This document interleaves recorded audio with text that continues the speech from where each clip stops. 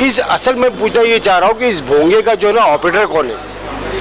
इस भोंगे का ऑपरेटर जो है ना, हृदय में राम हाथ में काम, उसको लेकर आप क्या कहें? हिंदू के त्यौहार हो या मुस्लिम के त्यौहार, दोनों के त्यौहार में एक दूसरे का भाईचारा रहना बहुत जरूरी है। क्या पूरा मुल्क को डुबा दिया इन्होंने, सब चीज़ों से तवज्जो हटा दी। पेट्रोल की महंगाई, डीजल की महंगाई, गैस की महंगाई, अनाज की महंगाई। तो एक प्रोग्राम ऐसे भी होने चाहिए ईद मिलन के नाम से, होली मिलन के नाम से, जिससे आपस में भाईचारा बना रहे। और मैंने ये बात रखा लोगों के सामने कि शहर रमज़ान अल्लज़ी उन्ज़िल फ़ीहिल क़ुरआन हुदल लिन्नास व बय्यिनातिम मिनल हुदा वल फ़ुरक़ान, कि मराठी में मैंने उसको लगा लोगों के सामने कि रमज़ान तो महीना है ज्यात कुरानचं अवतरण झालं। से मैं अपनी जोगेश्वरी के आवाम और जोगेश्वरी के रहवासियों को बस ये बोल सकता हूँ, जो मेरी माँ है और मेरी बहन है, चाहे वो घूंघट हो या हिजाब हो, यहाँ पर इन दोनों चीज़ों से मजाक नहीं किया जाएगा। अगर वो प्यार से बोलते थे ना कि हनुमान चालीसा के वैसा ये करना है, पढ़ना है, क्या करना है, हम लोग उनको गोद में उठा के लेके आते थे मान सम्मान से। मैं 55 साल से आवाज़ सुन रहा है, मुझे ना उस अजान का कुछ तकलीफ हुआ ना होने वाला है। लेकिन एक बात बोलता हूँ, अजान के अंदर सवेरे जो अजान होती है, मी पुन्हा येईन। एक आपने देखा होगा, एक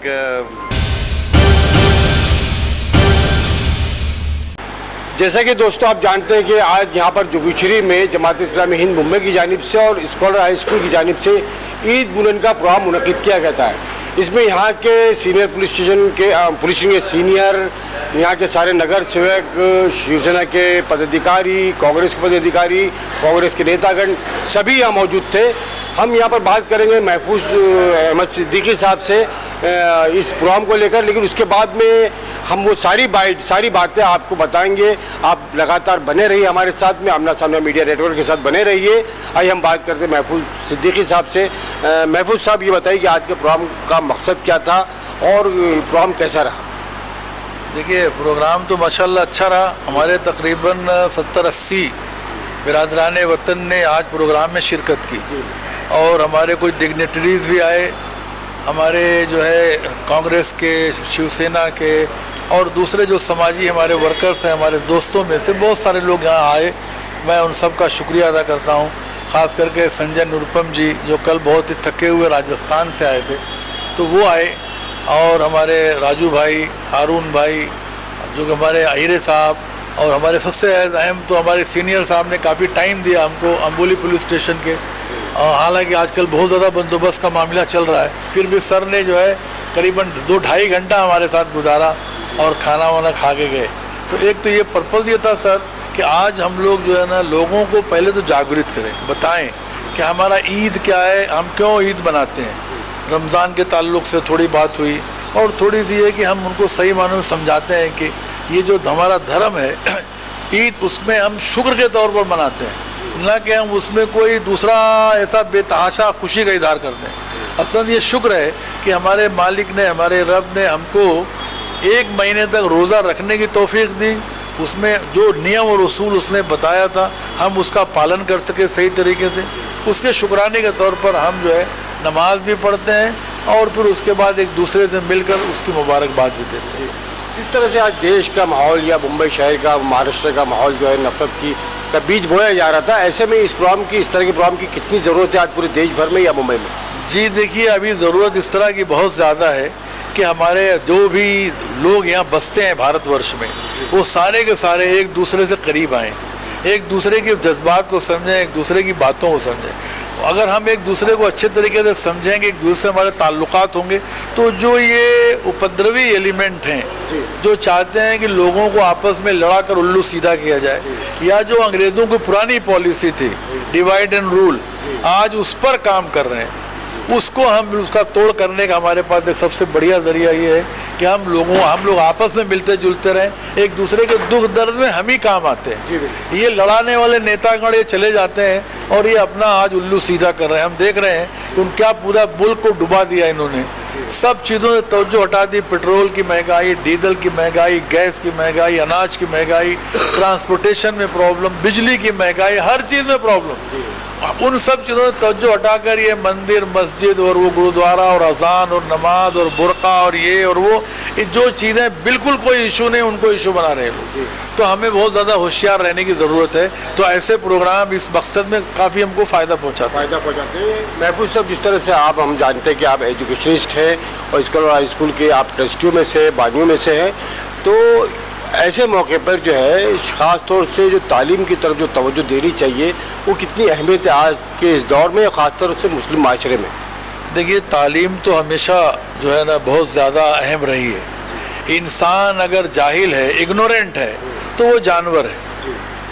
इल्म ही उसको जो है ना सही मानों में इंसान बनाता है। उसी से वो अपने आप को भी पहचानता, अपने रब को पहचानता और अपनी दुनिया में मामलात करता है, उसी से मामलात करता है। अगर उसके पास इल्म ना हो तो इल्म को हासिल करना और इल्म को हासिल करने के ज़राए को मुहैया कराना, ये जाहिर सी बात है कि हम सब की जिम्मेदारी।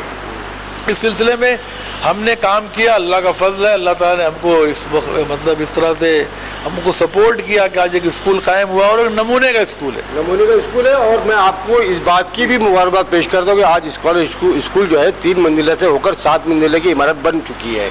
तो आप इस मौके पर जोगीश्वरी के आवाम को या मुसलमानों को, स्टूडेंट्स को क्या पैगाम देना चाहेंगे? देखिए, अल्लाह का फजल है कि हमने जो एक बहुत ही एक रूम किराए का लेकर जहाँ से शुरुआत की थी 1993 में, फिर अल्लाह ताला ने हमको बिल्डिंग में मुंतकिल किया, फिर छोटी सी इमारत बनी, फिर बड़ी हो गई। ये उसका फजल है। इसमें लोगों का ताउन ज़रूर है। मैं कहता हूँ कि हमारे इस पूरे इलाके के अंधेरी, जोगेश्वरी, मिल्लत नगर और ये जितना हमारा विसिनिटी है, यहाँ के अवाम बल्कि ख़ास लोग जिन्होंने अपने बच्चों को हमारे हवाले किया उस वक्त जब हमारे पास कुछ नहीं था। आज तो हमारे पास इमारत है, सिस्टम है, पूरा राइज है। अगर आज लोग चाहते हैं कि एडमिशन हो तो ठीक है, कोई मसला नहीं। लेकिन आज से 30 साल पहले जब हमने शुरू की थी, उस वक्त हमारे पास जो अपने बच्चों का एडमिशन कराया, एक तरह से उन्होंने अपने बच्चों के कैरियर को दांव पे लगाया।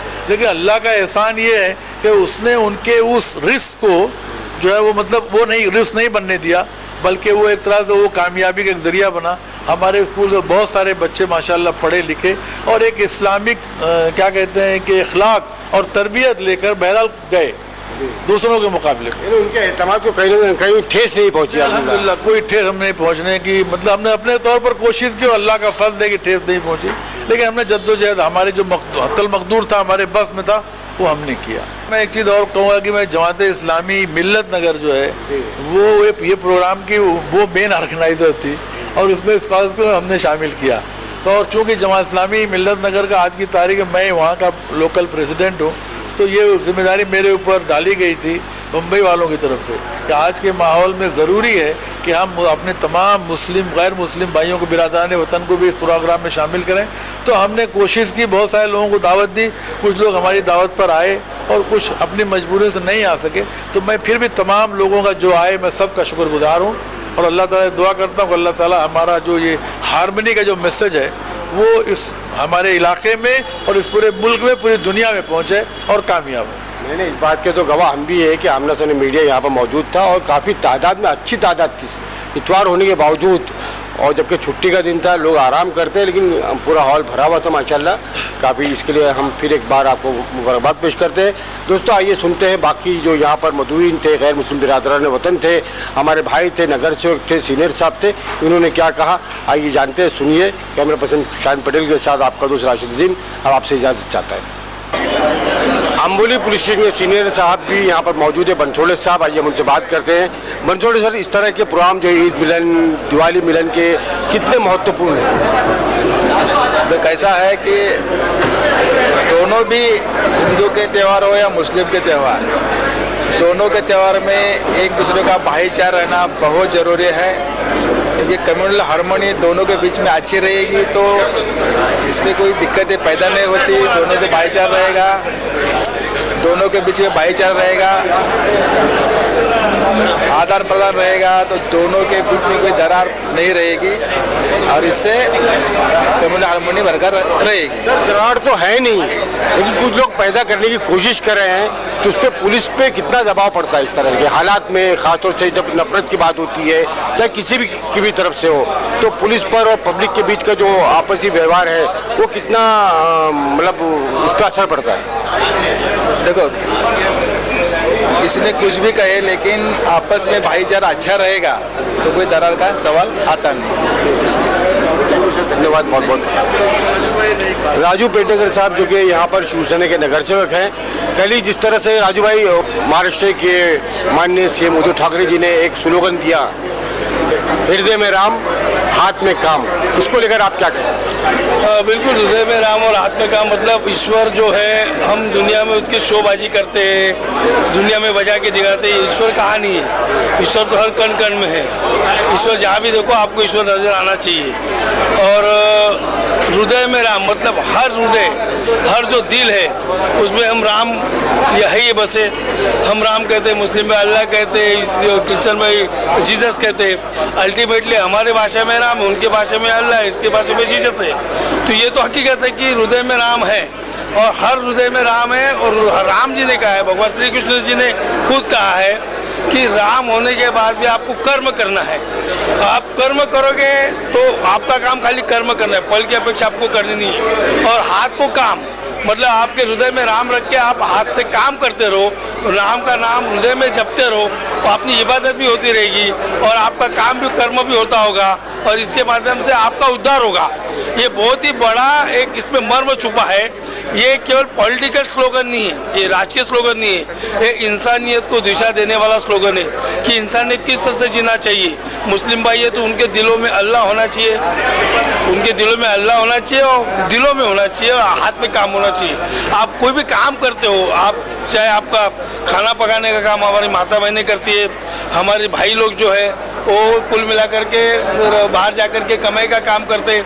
ये सारे काम करते वक्त आपको राम नाम लेना आवश्यक है ताकि आपका यहाँ भी उद्धार हो और वहाँ भी उद्धार हो। लेकिन कुछ लोगों को खाली सीमित लोगों में राम दिखते हैं, सीमित लोगों में राम दिखते हैं। कुछ लोगों को केवल सीमित लोगों में हनुमान चालीसा दिखता है। अरे आपका हृदय स्वच्छ हो, आपका कान स्वच्छ हो तो आपको जो नमाज होती है उसमें भी आपको हनुमान चालीसा सुना देगा और जो हनुमान चालीसा होता है उसमें भी नमाज सुनाई देगी।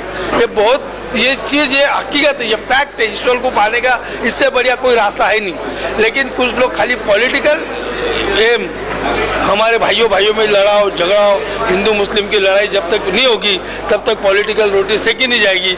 और ये एजेंडा लेकर के कुछ लोग चलते हैं, उनको जवाब देने के लिए हृदय में राम और हाथ में काम, यही स्लोगन परफेक्ट लागू होता है। और उद्धव साहब ने एक दिशा दी है, केवल महाराष्ट्र को नहीं पूरे देश को दिशा दी है कि आपको राम नाम लेते लेते आपको काम करना है। कोई भी तो मैसेज नजर आ रहा है कि हर हाथ में काम, यानी रोजगार को लेकर भी उन्होंने बात की है। जिस तरह से मोदी सरकार ने रोजगार को लेकर बात की लेकिन किया कुछ नहीं, तो ये इसका एक मैसेज ये भी जा रहा है ना। बिल्कुल, और मोदी सरकार जी ने लोगों को जबान दी थी, उम्मीद दी थी, सहारा दिया था कि हर हाल में हम करोड़ों लोगों को नौकरी देंगे। लेकिन कोरोना काल के बाद और डीमोनेटाइजेशन होने के बाद में करोड़ों लोगों की नौकरी गई है। तो ऐसे लोगों को काम देने की सोच रखनी चाहिए। तो उनको पता है कि अगर ये काम लेकर के, विकास के काम लेकर के वो लोगों के सामने नहीं जा सकते, महंगाई में डीजल पेट्रोल जो गैस के दाम बढ़े वो सारी चीज़ें सामने आएगी तो उनको लोगों का वोट नहीं मिलेगा। तो लोगों का वोट कैसे मिलेगा? धर्म की राजनीति करो, फिर हनुमान चालीसा लो, फिर तुम राम नाम लो, फिर तुम भोंगे का चालीसा भोंगा चालू करो। ये सब डिवाइड एंड रूल जो अंग्रेजी की पॉलिसी है ये मोदी सरकार करना चाहती है। लेकिन अब जनता समझ चुकी है, हर जाति वर्ग के लोग समझ चुके हैं और अब इससे कोई भी उनकी उम्मीद पे खरा उतरने नहीं देंगे, उनको सक्सेस नहीं होने देंगे। मुंबई महानगर पालिका से ये अभियान शुरू होगा। मुंबई में शिवसेना का झंडा लहराएगा, शिवसेना का भगवा झंडा लहराएगा और वही झंडा आगे चल कर फिर महाराष्ट्र में और फिर दिल्ली के तख्त पर भी जा करके यह प्योर भगवा झंडा लहराएगा। यह हकीकत है, तो कोई रोक नहीं पाएगा। धन्यवाद। आमना सामने मीडिया से बात करें। जय महाराष्ट्र। जोगेश्वरी वार्ड नंबर 64 के नगर सेवक हारून खान साहब भी हमारे साथ मौजूद है। हारून खान साहब, आज के इस जमात इस्लामी के इस ईद मिलन प्रोग्राम में क्या कहेंगे आप इसको?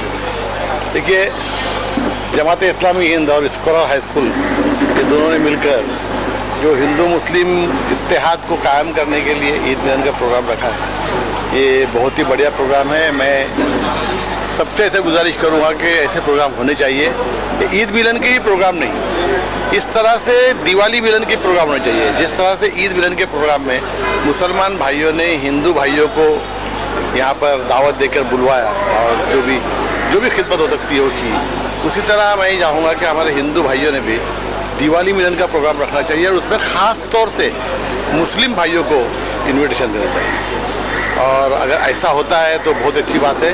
यहाँ बहुत अच्छा प्रोग्राम हुआ, सभी लोगों ने अच्छी अपनी तकरीरें की, अपने जो दिल में जो कुछ अच्छी चीज़ें थी वो सब लोगों के सामने रखी और बहुत बढ़िया प्रोग्राम हुआ। अपने जज्बात का इजहार किया सबने, हिंदू मुस्लिम सारे लोग थे यहाँ पर, सीनियर साहब भी आए हुए थे।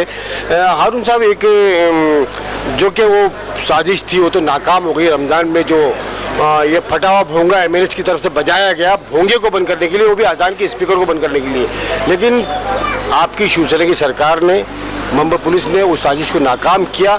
इस असल में पूछना ये चाह रहा हूँ कि इस भोंगे का जो है ना ऑपरेटर कौन है? इस भोंगे का ऑपरेटर जो है ना वो नागपुर और दिल्ली में बैठा हुआ है। नागपुर से इसका कनेक्शन होता है और दिल्ली से उसका वॉल्यूम बढ़ता है और वो यहाँ महाराष्ट्र में आके पहुँचता है। क्या चाहता है वो? तो ये चाहते हैं कि जो महंगाई बढ़ रही है, जो बेरोजगारी बढ़ रही है, जो हमारे हिंदुस्तान में हाहाकार मचा हुआ है, वो लोगों के जहन से गायब हो जाए। तो इस तरह के मुद्दे, भोंगे, अजान, नमाज और ताजमहल, कुतुब मीनार, फिर अलग अलग मस्जिदों का नाम लेकर हिंदू मुसलमान में जो इत्तेहाद जो कायम हो रहा है, उस इत्तेहाद के ताने बाने को तितर बितर करके किसी भी तरह से उनकी हुकूमत और 10-20 साल चले, बस उनका यही एजेंडा है। और 10-20 साल चले वो तो है ही, लेकिन महाराष्ट्र की हुकूमत को भी कहीं गिराना चाहते हैं ना। वो तारीखें दी जा रही है देवेंद्र फडणवीस की तरफ से कि भाई अभी गिर जाएगी, अभी गिर जाएगी। मी पुन्हा येईन, मी पुन्हा येईन, मी पुन्हा येईन। एक आपने देखा होगा, एक छोटा सा रील किसी ने बनाया है, पुन्हा येईन। बोले आला काय? बोले नाही, आता येता ना चुन्याची डब्बी घेऊन या। ये ऐसे लोग हैं, ये जो है ना, बोलते ना जळजळत है यानी मळमळत है, इतना उनको अंदर तकलीफ हो रही है ना कि हुकूमत उनके हाथों से निकल गई है। 105 उनके आमदार है, लेकिन 58 आमदार वाले ने अपनी हुकूमत बना लिया, उनका मुख्यमंत्री है, कैसे बर्दाश्त होगा? अभी शिवसेना जिसका जन्म ही मराठी मानूस और हिंदुत्व के नाम पे हुआ, उसको हिंदू विरोधी दिखाया जा रहा है। क्यों भाई? शिवसेना वाले मुसलमान लोग साथ में लेके चल रहे हैं, तो उनको हिंदू विरोधी इस तरह से दिखाकर वो महाराष्ट्र में एक इंतशार पैदा करके वो चाहते हैं कि यहाँ पर महाराष्ट्र में जो है वो हुकूमत चैन से हुकूमत ना कर पाए और हमेशा वो परेशान रहे। इसके लिए कोई ना कोई मुद्दे निकालते रहे कि हनुमान चालीसा लगाओ, कभी वो एक बोबड़ा है वो उसका बड़बड़ चालू करेंगे, और एक बुटका है नेपाली, उसके 2 बेटे हैं वो को बड़बड़ करेंगे, और फिर इन्होंने 4-5 कुत्ते और पाल के रखे, वो भो करते रहेंगे। तो जब कुत्ते भौंकते रहेंगे तो आदमी का दिमाग वो कुत्ते काटे नहीं बोल के रहता है ना। जी बिल्कुल। तो ऐसा वो परेशान करने के चक्कर में ये भय का माहौल पैदा करके ये चाहते हैं कि गरीबों की जो भूख है, पेट की भूख है, उसको तो मिटाया नहीं जा सकता, उस भूख को खत्म कर देंगे ये लोग भय का माहौल पैदा करके। नहीं, भय का माहौल करके वो गरीबों को खत्म करना चाहते हैं। वो ये चाहते हैं कि हिंदुस्तान की जो आबादी है 135 करोड़ है, वो ये चाहते हैं कि सिर्फ 35 करोड़ रह जाए, 100 करोड़ जो वो गायब हो जाए किसी भी तरह से, लड़ के मर के कट के हिंदू मुस्लिम करके। हिंदू मुस्लिम अगर नहीं होता होगा तो फिर वो हिंदुओं के अंदर भी अलग अलग जाते हैं, उनको भड़का के उनसे आपस में लड़वा के ये सब करवाना चाहते हैं। बहुत बहुत धन्यवाद आमना सामने मीडिया से बात करने के लिए। इस मौके पर यहाँ पर वरिष्ठ कांग्रेस के लीडर, बॉम्बे के जनरल सेक्रेटरी आज खान साहब भी मौजूद है, जो कि एजुकेशनिस्ट भी है, उनका अपना कॉलेज है, स्कूल है। आइए हम उनसे बात करते हैं। आज खान साहब, आमना सामने मीडिया में आपका इस्तेमाल। शुक्रिया। सर, ये आज के माहौल में जिस तरह से इस तरह की जो प्रोग्राम मुनक़िद किए जा रहे हैं वो कितने ज़रूरी है? खासकर आज का जो माहौल है, इस माहौल के हिसाब से आपस में भाईचारा रखने के लिए ये बहुत ज़रूरी है। और आज खासकर मैं जो इस प्रोग्राम में आया हूँ, जमात इस्लामी और स्कॉलर स्कूल ने मिलके किया है। तो मैं समझता हूँ कि ये बहुत अच्छा मैसेज जाएगा। और मेरा भी अपना स्कूल कॉलेज है, हर साल हम एनुअल फंक्शन करते हैं, स्पोर्ट्स डे वगैरह करते हैं। मगर अब मुझे ऐसा लग रहा है कि अगर यहाँ जोगेश्वरी में भाईचारा और आपसी प्यार मोहब्बत बढ़ाना है तो एक प्रोग्राम ऐसे भी होने चाहिए ईद मिलन के नाम से, होली मिलन के नाम से, जिससे आपस में भाईचारा बना रहे। और ख़ासकर ये बहुत अच्छा मैसेज आज का जो गया है। जिस तरह से भोंगे, हनुमान चालीसा, अजान की इस तरह के विवाद उठ रहे हैं, ये आखिर इसकी वजह क्या है? ये तो सीधा सीधा देखिए ऐसा है कि अभी कुछ हमारे लीडर्स और मेरे साथी कह के गए हैं कि महंगाई की तरफ से सिर्फ ये माइंड डाइवर्ट हो रहा है। मगर अगर आपने इस पूरे प्रोग्राम की अगर वीडियो शूटिंग की होगी तो आप देखिए कि यहाँ पर हमारे हिंदू बहनें भी बैठी हुई हैं, मुस्लिम बहनें भी साथ में बैठी हुई हैं। माशाल्लाह माथे पे बिंदिया दिख रहा है, चेहरे पे स्कार्फ दिख रहा है। तो ये सारी चीज़ें जो है ना, ये हमारे देश की संस्कृति है, तो इसको कोई हटा नहीं सकता, ना कोई इसको मिटा सकता। सिर्फ इस पर एक राजनीति हो रही है कि कुछ मुद्दे महंगाई वगैरह के हैं जिसको डाइवर्ट करना है और उसी की कोशिश है, बाकी ये ज़्यादा दिन चलेगा नहीं। महाराष्ट्र में जिस तरह से शिवसेना, एनसीपी, कांग्रेस की मिलीजुली सरकार है, और कल उद्धव ठाकरे जी ने भी अपने भाषण में कहा कि हृदय में राम और हाथ में काम, ये होना चाहिए। इस नारे पे आप कितना मुत्तफिक हैं? सर ऐसा है कि देर आए दुरुस्त आए। अगर उद्धव जी भी अगर इस तरह की बात करते हैं और जो ये तीनों मिलके जो सरकार चला रहे हैं, तो ये एक तरह से अपने आप में हर समाज के लिए एक सबसे पहली बात तो ये है कि सब सेफ है इस सरकार में। और दंगे वगैरह के लिए जो हिसाब से उद्धव ठाकरे ने अपना ये एक एडमिनिस्ट्रेटर को टाइट करके रखा है, तो मैं समझता हूँ ये तीनों ही सरकार को इसकी क्रेडिट जाती है। और मैं समझता हूँ कि इससे आवाम भी खुश है। मुंबई पुलिस, मैंने अभी अपने भाषण में ही कहा था कि जब हम एक होंगे, हिंदू मुस्लिम एक होंगे, हमारे में एजुकेशन होगा, हमारे में समझदारी होगी, तो उसी का सपोर्ट जो है वो मुंबई पुलिस को मिलेगा।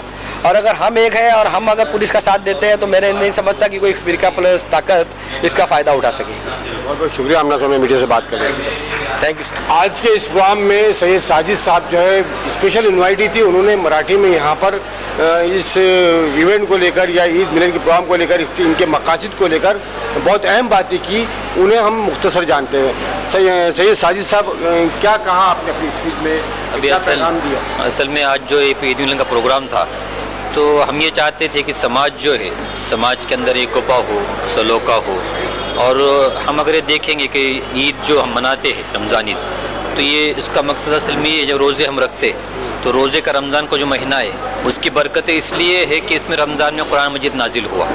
और मैंने ये बात रखा लोगों के सामने कि शहर रमज़ान अल्लज़ी उन्ज़िल फ़ीहिल क़ुरआन हुदल लिन्नास व बय्यिनातिम मिनल हुदा वल फ़ुरक़ान, कि मराठी में मैंने उसको लगा लोगों के सामने कि रमज़ान तो महिना आहे ज्यात कुराणचं अवतरण झालं, जे समस्त मानवजातीकरिता मार्गदर्शन आणि मार्गदर्शनाच्या सुस्पष्ट पुराव्यांनी समाविष्ट सत्य व असत्याची कसोटी आहे। तर ये मैंने आप उनके सामने रखा लोगों के सामने कि कुरान इस बात को रखता है इंसानों के सामने कि या अय्युहन्नास इन्ना खलकनाकुम मिन ज़क्रिन व उन्सा, कि इंसानों हमने तुमको एक मर्द और एक औरत से पैदा किया, की लोको हो आम्ही तुम्हाला एका पुरुष व एका स्त्रीपासून निर्माण केले आणि तुमची वेगवेगळी वंश बनविली, राष्ट्रे बनविली, जेणेकरून तुम्ही एकमेकाला ओळखावे। यानी असल कुरान ये कहता है, विश्व बंधुत्व बोलते हैं उसको मराठी में, कि विश्व बंधुत्व का पैगाम जो है वो कुरान हमको देता है। दूसरी बात ये, कुरान जो है उसकी जो मूलभूत तत्व है उसको मैंने लोगों के सामने रखा इस ईद मिलन के प्रोग्राम में से, कि उसकी मूलभूत तत्व क्या है, उसकी बुनियादी क्या है। तो बुनियादी तालीमात में एक मैंने सामने तौहीद जो है, जिसको हम मराठी में एकेश्वर तत्व बोलते हैं, कि सबका मालिक एक है, कुल हुवल्लाहु अहद अल्लाहुस समद, की सांगा अल्लाह एकच एक आहे, अल्लाह सर्वांपासून निरपेक्ष आहे, ना तो कुणाची संतती ना त्याची कुणी संतती आणि त्याच्या समान कुणीही नाही। तो ये जो दावत है, बहुत सारी जो हमारे संत है महाराष्ट्र के अंदर, उन संतों ने भी इसी तालीम को लोग सामने रखा। तो हम अगर उन अभंगों को अगर लेंगे जिसमें तौहीद की बात कही गई, तो हमारे जो दूसरे भाई है, गैर मज़हब भाई जो हमारे बिरादरान वतन है, वो अच्छे से इस बात को समझ सकते हैं, इस तत्व को। इसलिए मैंने उसकी कोशिश ये करा कि कुरान की आयतों को भी लिया और कुछ उनके अभंग है उसको लेकर ये बात लोगों के सामने रखा कि बुनियादी जो तालीमात है कुरान की, वो एकेश्वर तत्व है जिसको हम तौहीद बोलते हैं। दूसरा है परलोक तत्व, यानी आखिरत, कि दुनिया ख़त्म होने वाली है, दुनिया का एक एंड है और उसके बाद में हमको हिसाब किताब देना है। कुरान ये कहता कि फमन यअमल मिस्काल ज़र्रतिन खैरन यरा व मन यअमल मिस्काल ज़र्रतिन शर्रन यरा, की ज्याने जर्रा बराबर आणि कण बराबर ज्यांनी पुण्य केलं, चांगले काम केले, त्याचा मोबदला त्याला मिळेल, आणि ज्यांनी कण बराबर वाईट काम केले, वाईट कर्म केली, त्याची त्याला सजा दिली जाईल. तर ये तत्व जे है, ये जो बुनियादी तालीमात है परलोक तत्व की, इवन लोगों के सामने रखा. और आज जो समाज में जो बेहयाई है, भ्रष्टाचार है, हम देखते कि लूट खसेट है, लोगों में झगड़े हैं, ये अगर दूर करने का है तो ये बुनियादी जो तालीमात है कि आखिरत में जवाबदेही की तालीमात, कि हम जवाब दें अल्लाह के सामने, ये अगर लोगों के सामने आएंगी, अगर लोग इसको फॉलो करेंगे तो बहुत हद तक ये सारी चीज़ें जो है कम हो जाएंगी. लोग इस जान लेंगे कि कोई देखे या ना देखे, हमको अल्लाह ताला देख रहा है और हमको अल्लाह के सामने हाजिर होना है. तो इस बात को मैंने हमारे जो गैर मुस्लिम भाई थे, बिरादर वतन जो आए थे, उनके सामने भी इसी बात को रखा मैंने कि ये परलोक तत्व ये है कि ये अंधेर नगरी नहीं है जग, ऐसा एक अल्लाह जो आहे, ईश्वर जो आहे, तो सर्वांचा त्या महाप्रलयाच्या दिवशी कयामतच्या नंतर जो आहे तो हिशोब घेईल. दुधाचं दूध केलं जाईल, पाण्याचं पाणी केलं जाईल, आणि त्याला जाब द्यावा लागेल, हिशोब होईल, विचारणा होईल. या ही एक दूसरा तत्व था जिसको हम आखिरत बोलते, जिसको मराठी में परलोक तत्व बोलते. और तीसरा जो है वो रिसालत है, जिसको मराठी में प्रेषित तत्व बोलते, कि कुरान की भूमिका, कुरान की भूमिका है कि इस दुनिया के अंदर सबसे पहले इंसान जो थे, पहले आदमी जो थे वो हज़रत आदम अलैहिस्सलाम, वो सिर्फ इंसान नहीं थे बल्कि पैगंबर भी थे, अल्लाह ताला की तरफ से पैगाम लाने वाले भी थे. और उनके बाद में इस दुनिया के अंदर बहुत सारे पैगंबर आए, कम बेश 1,24,000 पैगंबर आए, और सबसे आखिर में जो है सर्वात शेवटचे प्रेषित जे आहेत ते हज़रत मोहम्मद सल्लल्लाहु ताला अलैहि वसल्लम आए. तो इस पैगाम को मैंने थोड़ा समअप के साथ, वक्त बहुत हो चुका था, तो छोटे से अंदाज के अंदर लोगों के सामने रखने की कोशिश करा इस पूरे प्रोग्राम के अंदर. और दूसरा एक बात अहम मैंने जो उनके सामने रखा वो ये कि इबादत जो है, इसका एक हमने एक संकुचित अर्थ लिया, जिसको हम मराठी में भक्ती बोलते. भक्तीचं एक विस्तृत व्याख्या आहे, पण भक्तीची आपण संकुचित व्याख्या घेतली. भक्ती म्हणजे काय? नमाज पठन करणं, रोज़ा रख दिया किसी ने, हज कर दिया, हो गई भक्ति, हो गई इबादत. ऐसा नहीं. ये हमारा कोई दूसरा भाई है गैर मज़हब, वो ये समझता कि भाई मंदिर में चला गया, सुबह में पूजा अर्चा करके आ गए, भक्ति हो गई. नहीं, भक्ति यानी ये कि आदमी की पूरी ज़िंदगी में जो है ये लोगों के काम आना, लोगों की मदद करना, ये असल में भक्ति है. उस वास्ते मैंने हदीस का कोट भी किया कि अल्लाह के नबी सल्लल्लाहु अलैहि वसल्लम ने ये बात कही कि वो आदमी मुस्लिम नहीं, 3 मरतबा फरमाया की अल्लाहची शपथ तो मुस्लिम नाही. विचारलं कोण मुस्लिम नाही? तर प्रेषित मोहम्मद सल्लल्लाहु अलैहि वसल्लम म्हणाले तो मुस्लिम नाही जो स्वतः पोटभर जेवतो आणि त्याचा शेजारी उपाशी झोपतो. मग तो शेजारी मुस्लिम असो किंवा कोणत्या धर्माचा असो, तो जर त्याचा शेजारी आणि तो उपाशी झोपतो तर हा मुस्लिम नाही है. तो ये इबादत का ये मफहूम जो है ये हमको मिल्लत के सामने भी लाना है, और हमारे बिरादरान वतन जो है उनके सामने भी इस भक्ति की व्याख्या को लाना है, ताकि माहौल बदल सके. तो इस तरह एक ईद मिलन के मौके से जो है आपस में प्यार, मोहब्बत, आपस में मानवता का संदेश जो है ये फैलाने के लिए मैंने इसको थोड़ी सी समअप करके बात रखा था. अल्लाह ताला इसको कबूल करे. बहुत अच्छी बात रखी, बहुत अहम बात रखी आपने. कुरान और हदीस की रोशनी में जो दलाल के साथ में गैरों के सामने भी, जो कि मुसलमान भी नहीं जानते आज, जिन्हें मुसलमानों को भी इस पर काफ़ी गौर व फिक्र करने की ज़रूरत है और गैर मुस्लिमों तक ये बात पहुँचाने की ज़रूरत थी. ये सही साजिद साहब ने अपनी बात रखी. बहुत बहुत शुक्रिया. जय हिंद, धन्यवाद. इस वक्त यहाँ पर जुगुशिरी के नौजवान नेता सैफ आहत खान भी मौजूद हैं. आइए हम उनसे जानते हैं कि आज के इन हालात में, हम आपको ये भी बता दें कि सैफ आहत खान इस इलाके से नगर सेवक के भावी उम्मीदवार होंगे, वो इलेक्शन लड़ेंगे. आइए उनके क्या ख्यालात है जुगुशिरी को लेकर. देखिए, जोगेश्वरी में जहाँ तक आप देख सकते हैं कि ज़्यादा से ज़्यादा एजुकेशन को प्रमोट करने की ज़रूरत है, अच्छे से अच्छे हॉस्पिटल्स लाने की बहुत ज़रूरत है.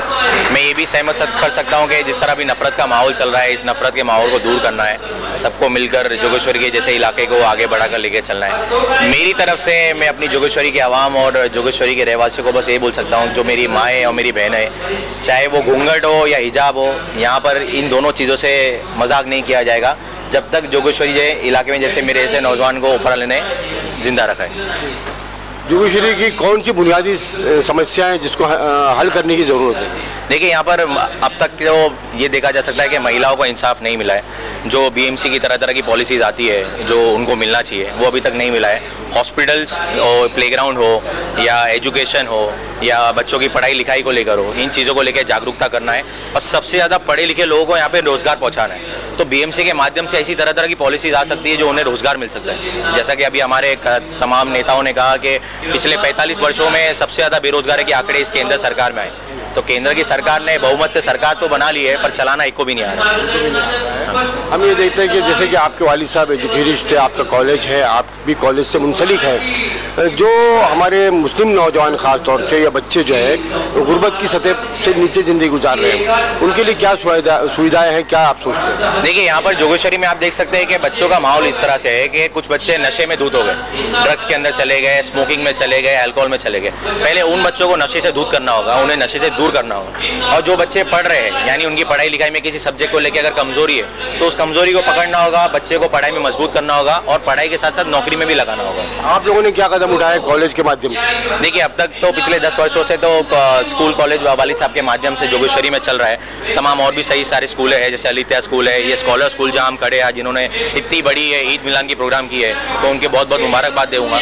तो सारे स्कूल के जितनी भी ट्रस्टी तमाम मिलकर जोगेश्वरी के आवाम के हज़ारों के तादाद में जो बच्चे जो पढ़ रहे हैं उन्हें पढ़ाई में मदद की जाएगी, नौकरियों का ध्यान दिया जाएगा, उन्हें ड्रग्स से दूर किया जाएगा। बस यही मैं आश्वासन दे सकता हूँ। बहुत बहुत शुक्रिया, धन्यवाद। आमना सामने मीडिया से बात करेंगे। लेकिन दूसरे के शाखा समवन के तहत जो है महेश परवल जी हमारे साथ मौजूद है। महेश परवल जी, ये जो हिंदू मुस्लिम, हिंदुस्तान पाकिस्तान, कब्रिस्तान, हनुमान चालीसा और अजान, इस तरह के विवाद खड़े किए जा रहे हैं, आखिर ऐसे कौन से मुद्दे जिनसे भटकाने की जनता को कोशिश की जा रही है?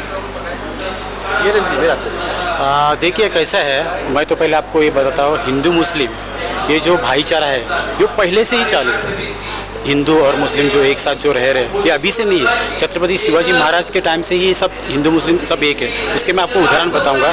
जैसे कि छत्रपति शिवाजी महाराज थे, उनका जो तोफ खाने का जो प्रमुख था ना, वो पोलाद खान था, वो भी तो मुस्लिम था। तब से हम लोग का भाईचारा है। शिवाजी महाराज का जो अंगरक्षक था फिरोजी मेहतर, जो छत्रपति शिवाजी महाराज को पूरा प्रोटेक्ट करता था, वो भी तो एक मुस्लिम था। तो भाईचारा अभी से नहीं है, भाईचारा पहले से है, बराबर। आपने जो सवाल पूछा है, क्या पूछा है कि अभी जो मतलब जो चल रहा है, जो भोंगे है, जो है विवाद है, हनुमान चालीसा है, ये तो पार्ट तो अलग ही है। अभी उसके बाद का मैं आपको थोड़ा सा बता दूँ। हमारे बाला साहब ठाकरे, बराबर, बाला साहब ठाकरे रहते क्या है मातोश्री में, बराबर। मातोश्री में एक जनाब आए थे, उनका चेहरा सामने पड़ा कि भाई एक थोड़ा अस्त व्यस्त लग रहे हैं, क्यों लग रहे हैं? तो उन्होंने उनसे पूछा क्या हुआ भाई, आप अस्त व्यस्त लग रहे हैं? साहब मैं मुस्लिम हूँ और मेरा नमाज का टाइम हो रहा है और मुझे नमाज पढ़ना है। तो साहब ने उसको इजाज़त दी कि ये मेरा घर है, ये मेरा मातोश्री इज्जत, आप नमाज पढ़ सकते हो। क्या बात है, ये तो सबसे बड़ी बात है। बाला साहब ठाकरे थे एक हिंदुत्ववादी नेता जो पूरा देश को कवर करा, जो पूरा महाराष्ट्र को कवर करा या पूरे जग में उसका बोलबाला है। ऐसे हिंदुत्ववादी नेता के घर पे भी नमाज पढ़ी जाती है। तो आप ही सोचिए, भाईचारा है ना, ज़रूर है भाईचारा। लेकिन अभी कुछ लोग क्या कर रहे हैं, नफरत की दीवार पैदा कर रहे हैं। जैसे कि आपने अभी सुना कि हम लोग को जाके मातोश्री पे हनुमान चालीसा करना है, ये करना है, वो करना है। अगर वो प्यार से बोलते थे ना कि हनुमान चालीसा ये करना है, पढ़ना है, क्या करना है, हम लोग उनको गोद में उठा के लेके आते थे, मान सम्मान से उनको हनुमान चालीसा पढ़वाते थे, ये सब करते थे। मातोश्री गेट पे नहीं, मातोश्री के अंदर पढ़वाते थे। हाँ, अंदर भी पढ़वाते थे। अगर मातोश्री में अगर नमाज पढ़वाई जाते तो हनुमान चालीसा तो हिंदू धर्म का ही पार्ट है ना। ये सब भाईचारा पहले से चला है। लेकिन अभी कैसा मालूम है, अभी जो चल रहा है ना वो पूरी राजनीति चल रही है। ये राजनीति क्यों चल रही है मैं आपको पूरे डिटेल्स में बताता हूँ। क्योंकि अभी जो महंगाई जो बढ़ रही है, बराबर, लोगों का ध्यान उधर से भटक जाए और ये सब जातिवाद का जो मुद्दा है ना वो खड़ा कर रहे हैं और जातिवाद फैलाने का सब नाटक चालू है। क्योंकि इनके जो महंगाई के मुद्दे वो भटक जाए और लोग इसमें व्यस्त हो जाए, ये सब चल रहा है। बहुत बहुत शुक्रिया, धन्यवाद। आमना सामने मीडिया से बात करेंगे। Thank you. जमात इस्लामी और स्कॉलर हाई स्कूल के आज के इस ईद मिलाद प्रोग्राम में हरिश्चंद्र लाड भी जी भी मौजूद है, जो कि यहाँ मकामी हैं, जोगेश्वरी के हैं। हरीश जी, आपने जिस तरह से जोगेश्वरी का जो माहौल बताया बचपन से लेकर आप जो एक छोटे से बड़े हुए, तो आप यहाँ के माहौल में जो आपसी व्यवहार है, भाईचारा है, हिंदू मुस्लिम भाईचारा हो या सारे फिरकों में हो, उसको लेकर आप क्या करें? इस जोगेश्वरी में तो हिंदू मुस्लिम का जो भाईचारा है वो इतना अच्छा है कि आप सोच नहीं सकते। अगर ईद अगर रहता है तो हर हिंदू लोग उनका त्यौहार मनाते हैं और जब गणपति या दिवाली है तो सब मुसलमान कौम है वो जो हिंदू लोग उनके घर पे जाके त्यौहार मनाते हैं। और कोई भी किसी कैसे भी ताकत लगा ले, जोगेश्वरी के अंदर हिंदू मुस्लिम के अंदर जो आपस में भाईचारा वो कोई तोड़ नहीं सकता है। आपने जैसे कि अपनी स्पीच में बताया है कि आपका घर जो है एक मस्जिद के बाजू में है ना, यूसुफ कंपाउंड के बाजू में, तो मस्जिद के जो भोंगे हैं, आज़ान होती है, कभी इससे दिक्कत हुई आपको? मेरे घर के बाजू में 130 फुट के ऊपर एक मस्जिद है। मेरा उम्र अभी 55 साल है, मैं 55 साल से आवाज़ सुन रहा है। मुझे ना उस अजान का कुछ तकलीफ हुआ ना होने वाला है, लेकिन एक बात बोलता हूँ, अजान के अंदर सवेरे जो अजान होती है उससे एक मन प्रफुल्लित होता है और आपस में हिंदू मुस्लिम का जो भाईचारा और बढ़ता है। क्या बात है, बहुत बड़ी बात कही आपने, बहुत बड़ी बात कही है आपने। लेकिन उसी अजान को लेके और माइक को लेकर जो है वहाँ पर ये जिद के है ना, हम मस्जिद के सामने जाके हनुमान चालीसा पढ़ेंगे और इस तरह का दंगा भड़काने की कोशिश की जा रही है, उसको लेकर आप क्या कहो? नहीं देखो, यहाँ पर भोंगा का जो मसला निकला है वो मसला उनका पार्टी का, उनका अस्तित्व के लिए उन लोगों ने वो सब निकाला है।